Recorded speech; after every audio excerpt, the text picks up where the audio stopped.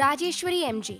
She pursued her BE in Electrical and Electronics at the People's Education Society College of Engineering, Mandya. She pursued her MTech in VLSI Design and Embedded Systems at the Sri Jagadguru Balagangadharanta Institute of Technology, Bangalore. Her personal skills lie in good verbal and written communication skills. Her areas of interest lie in OOPS with C++, renewable energy sources, HVDC transmission, digital relays, automotive electronics, advances in VLSI design. She has also had papers presented at the national level, such as the Innovative Architecture for SoC Multi-Core Hybrid Processor, presented at the RNSIT, Bangalore.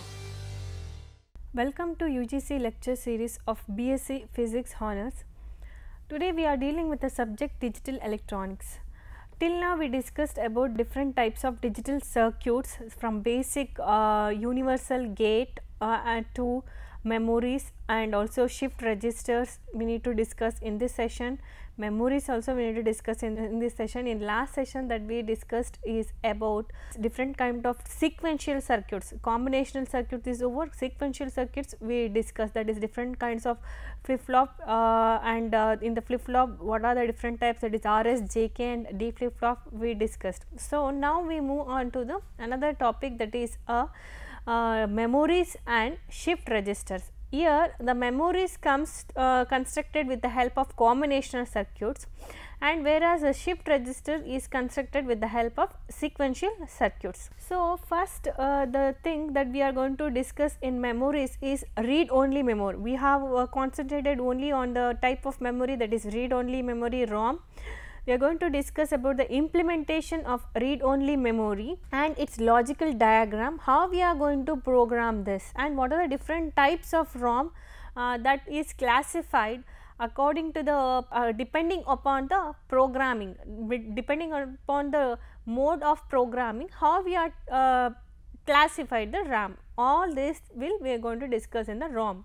So next we come to the shift register. In the shift register we are going to discuss about different types of shift register, that is serial in, serial out, serial in, parallel out, parallel in, serial out, and finally parallel in, parallel out shift register. Now we narrow down to ROM, that is read only memory, we all well known, and it is a essential memory device and which is also called as a permanent memory. Once the information stored in it is unerasable and also not erasable easily, and also it is a permanent, that we what called, and the binary information must be specified by the designer and it is then embedded in the unit to form the required interconnection pattern. So what are the information that the designer has to do?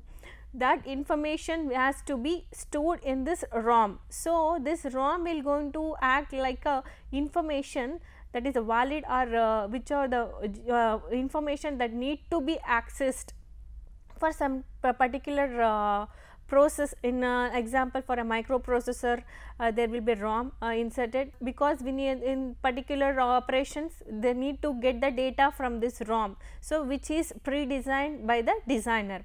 Once the pattern is established, it stays within the unit even when the power is turned off and on again. This is important thing, that is what is called as permanent. That is whenever the, consider if a laptop, in laptop or desktop we have a ROM, even we switch on or switch off, the whatever the information or what, how the laptop was previously working, it continues in the same because that ROM has some information, that information is permanent, it won't be erased even the power is on or off. In the block diagram we are going to see in this ROM example the K input address and the N output is the data bits, and here we mentioned this ROM as a 2 power K by N ROM. So here the K 2 power K, that is K will be the input address, the input will always specify in the ROM as a address. So whenever the operation, a particular operation has to be done in a processor, so the address will be sent to this ROM to fetch the words that is stored in this address. If it is 1001 address, So the data will be sent to the ROM. In that 1011 address, it will going to fetch the data. It will maybe 8-bit data, 16-bit data, 32-bit data will be present in particular that address, input address.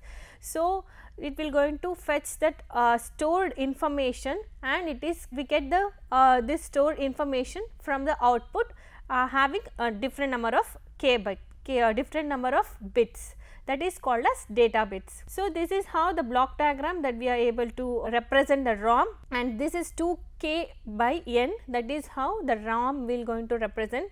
This 2k by n will going to represent the number of bits the ROM can store. The maximum number of bits the ROM can store will be represented by 2k by n. So next we move on to ROM implementation. In ROM implementation, the first thing that we observed here, that we are used decoder and OR gates at the output. So how we are going to implement with the help of decoder, how we get to know that how many inputs has to be given for the decoder, how many outputs has to be taken out from the decoder.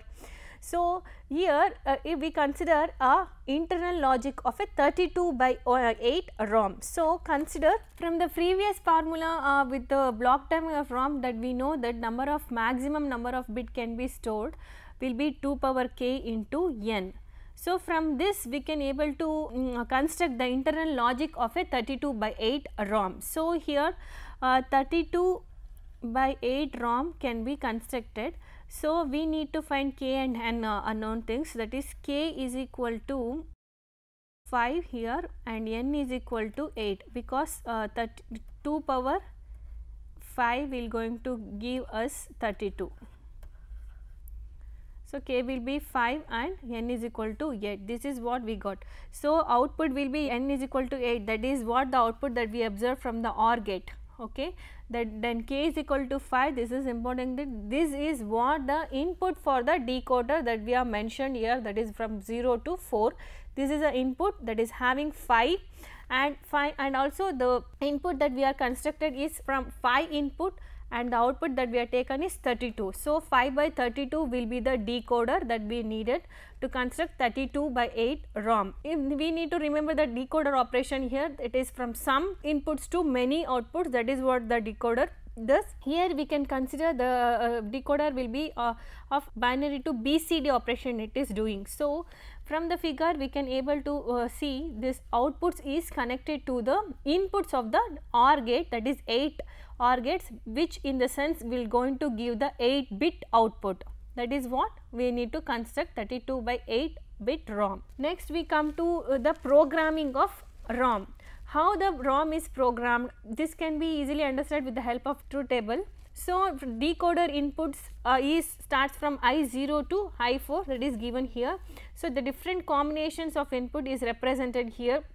Only we have taken first 4 and last 4 for convenience, and the outputs from the OR gate, that is the output from the ROM, that is also considered here with the 4 possible first 4 and last 4 combinations. If we take the input, this input if we consider, like how we are programmed this input, here this input will be the third, we can consider as a 3, that BCD will be 3 for this, output will be 3 here, the decoder output 3 for 0011. So this will be high for this. So whenever this will be high means, if we consider this example, that is the input of decoder of 00011, the output of the decoder will be 3, this will be high. So at this condition the programming will be done like this. The links from the outputs of a decoder will be connected into the 32 inputs of a OR gate. Since the decoder output will be having 32 output, this 32 output will be connected to the each 32 inputs of an OR gate, and it is programmed in a such a way that if 3 will be the decoder output, this will be selected, then the output combination for this will be 1 0 1 1 0 0 1 0. If this is the case, means it is programmed such a way that it is fused here. These are the points that where we fused. This is fused, that is A7 is fused, because it is high, it is fused. 0 means it is blown. So, this is blown, again it is marked because it is interconnected. Whenever it is high, it is interconnected. This is here also interconnected. This is 0, it is not connected. It is 0, it is not connected. A1, it is connected because it is 1 here.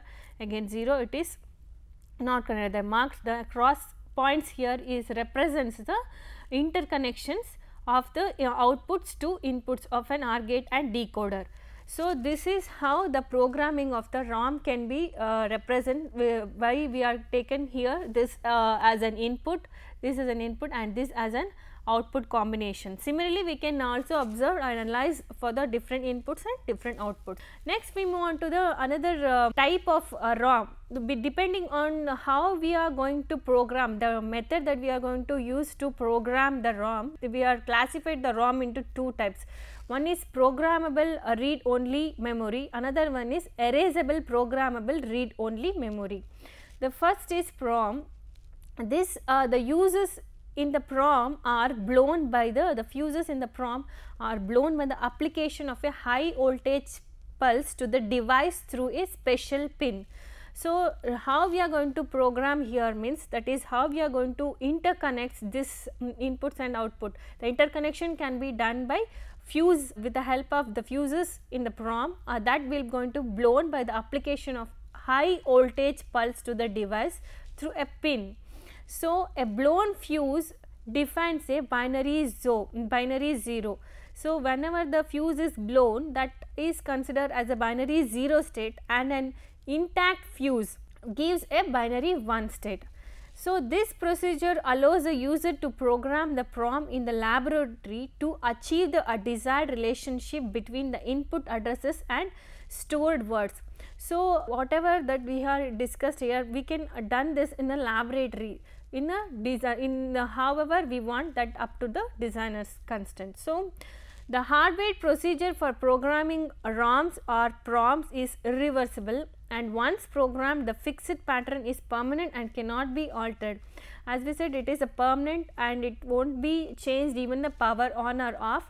That is what is called as read only memory, and also this is applicable for PROM also. It is irreversible program. Once it is programmed, it can't be altered. Next is next type of read only memory is erasable programmable read only memory. So, here we are going to study a different type of ROM that which can be erasable for some extent, which can be reconstructed, restructured to the initial state even though it has been programmed previously.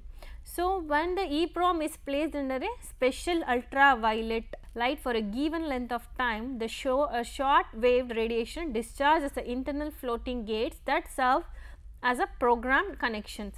So, there is an options here for a PROM that we can erase this previously stored information by exposing this ROM to a ultraviolet light for some extent, so that we can reprogram this EEPROM. Next, another topic that we are going to discuss in this session is about shift registers. Shift registers falls under MSI, that is medium scale integration circuit.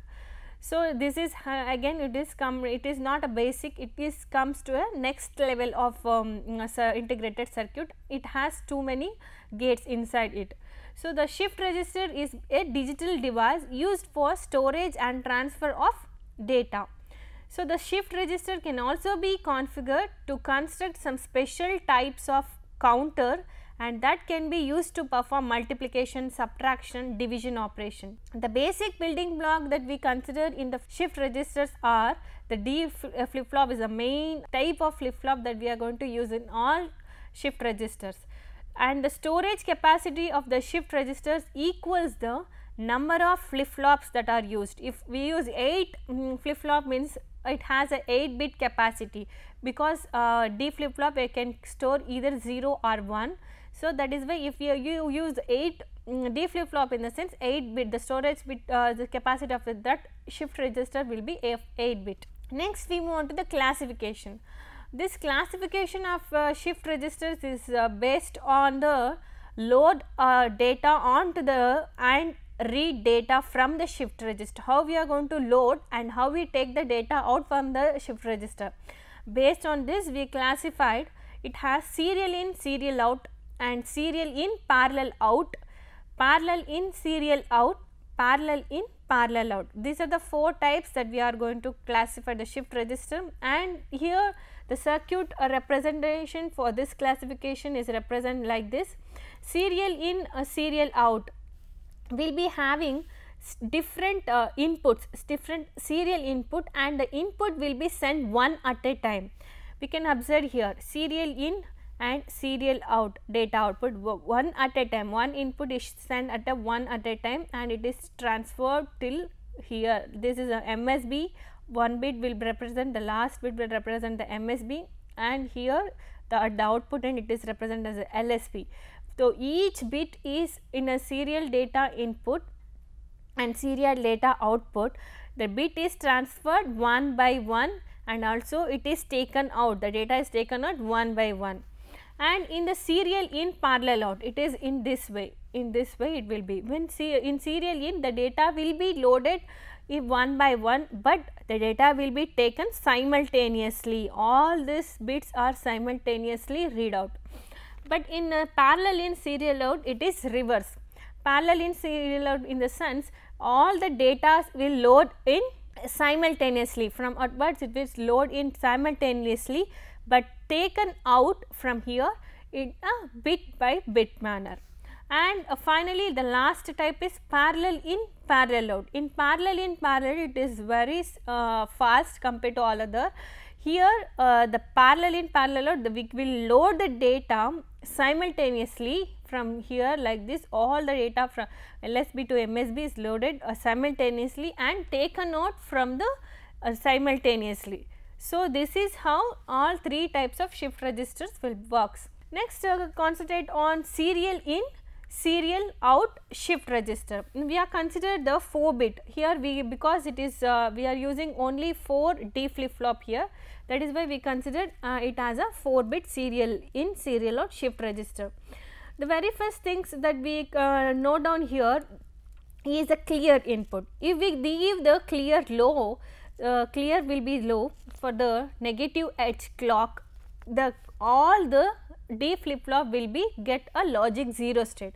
That is what the purpose of giving a clear input. So, whatever the preset or previous values will be there, that has to be clear, so that now we are getting the outputs of each flip flop as a logic 0 state. So, this is the clear input will be given here before giving the clock. So, once the clock input from low to high, the positive edge triggered clock is given here. The positive edge clock trigger input is given for the D flip flop, and this is a data input waveform, and this QA, QB, QC, QD are the outputs that will be taken out from the shift register. When the data input is high, with the clock input is given, for the first clock transition, the QA will be the before the transition it will be in 0, and when the transition occurs after the first transition, the output in the QA will be at high. So, the output of a QA here we can observe in serial in, serial out, it is given to the input of the next flip flop. Similarly, the QB is given to the input of the next flip flop, and it continues in the same way. Finally, the QD will be the data out, and clock will be given to the all D flip flop simultaneously.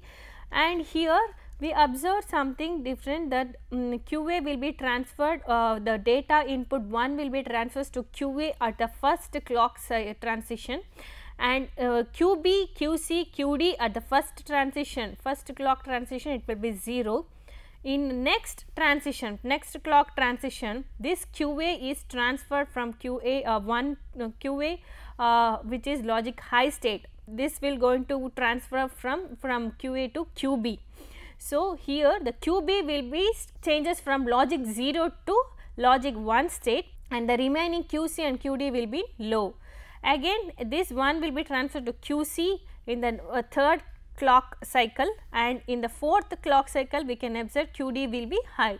So, at the fourth clock cycle, completely the shift will be takes place. So, in from the truth table we can easily even more better we can easily understand the working of a 4-bit serial in serial out shift register. During the 5th and the subsequent 8th clock cycle that what we are taken here, we can observe the two things here. There will be major change in the 4th clock transition and 8th clock transition. 4-bit serial, it takes 4 clock cycle to load this data. QA, QB, QC and QD will going to load the data till the 4th clock cycle, and immediately after 5th clock cycle it will start shifting to the right. It starts to shifting to the right. The one is going 1 bit, one of a QB is going to shift to the right, and finally at the 8th clock it will be reset again. So, this is how the serial in serial out will be works, and it will have the at end of 8th clock transition it will comes to the reset state. Next we move on to another type of shift register, that is serial in parallel out shift register. Here also we consider same thing, it works on the same principle that previously discussed, but only some small modification in the interconnection. Serial in the sense we are going to give the bits in a bit by input will be in a bit by bit wise. So, data will be here given, the output from first flip flop will be given as an input, and here we consider the output is taken simultaneously. The every D flip flops output is taken simultaneously, that is what called as parallel out, and the clock will be connected as it is in serial out and serial in.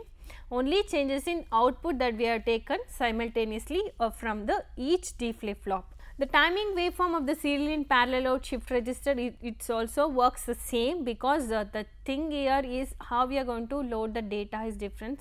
So, the very firstly that QA the data that we are going to load is 0 1 0. When the clock is given, the very first clock cycle or clock transition, QA will be high. So, this is how when the very first clock cycle, before this giving the clock it will be in 0, and whenever the clock is given, when the clock transition starts, the QA starts to 1, and for the second clock cycle QB will be 1, and for the third QC will be 1, and for 4th clock cycle QD will be 1. This is how the timing diagram will be explained with the help of truth table in serial in parallel out. Next we move on to another type of shift register, that is parallel in serial out shift register. Here we consider a 8-bit, 4-bit to 8-bit we are change the example. So, here we consider 8-bit shift register, where we are going to observe one important input, that is shift load input, shift or load input. This will going to makes this works as a serial input also, serial input also. This when this happens, we can observe from the figure, when the shift load input is held in logic high, the state logic high state, the serial data input AND gates are enabled and the circuit behaves like a serial in serial out. This shift load will, whenever this is high, then serial input AND gate will be present. The serial input AND gate, that is what we observed is here, this one is a AND gate that is going to help as a serial input AND gate. This will going to help us to operate as a serial in serial out. So, whenever the shift load is high, we can expect this 8-bit shift register going to work as a serial in serial out. Whenever the shift load is in low condition, it will going to perform as a parallel in serial out shift register. And also all this clock also, clock will be given from through the NOR gate, which is having a clock and clock inhibit inputs, so that we can inhibit the particular flip flop to operate as a serial in serial out as well as a parallel in serial out register. The timing waveform for the previously shown block diagram, it will be like this. So, we already said for clock shift and load will be high, at that condition it will going to work as a serial shift. That is what we expect from the clearly in the output, that is QH will be here in this condition, that is serial in. I have the input, the serial input data that we given in this diagram will be low, that what we observed in the serial shift output also.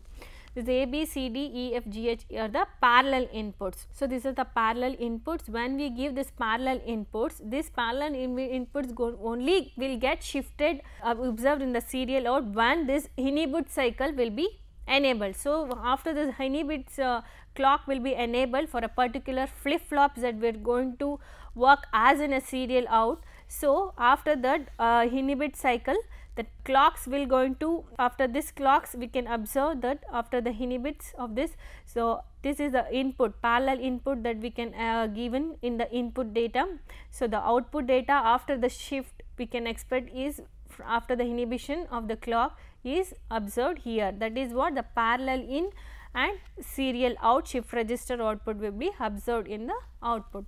Next, the last type is parallel in parallel out shift register. It is also worked as the same thing. The only changes here we made is a parallel in process is applied, that is shift register or the outputs of the different flip flops are brought out, it becomes a parallel in parallel out. So, what we are considered here is output of the different flip flop is taken out, all the outputs is taken separately, that will going to become as a parallel in parallel out, because in the serial in serial out one at a time we have taken the output, but in parallel in parallel out the output of each flip flop is taken out. Let us have a quick summary of the session. Shift register, that what we discussed here, it falls under MSI, that is medium scale integration. It is used to store and shift the datas, and also it is having 4 classification, that is based on how the data is load in and data read out from it. So, it having a serial in serial out shift register, serial in parallel out and parallel in serial out, and finally parallel in parallel out shift register.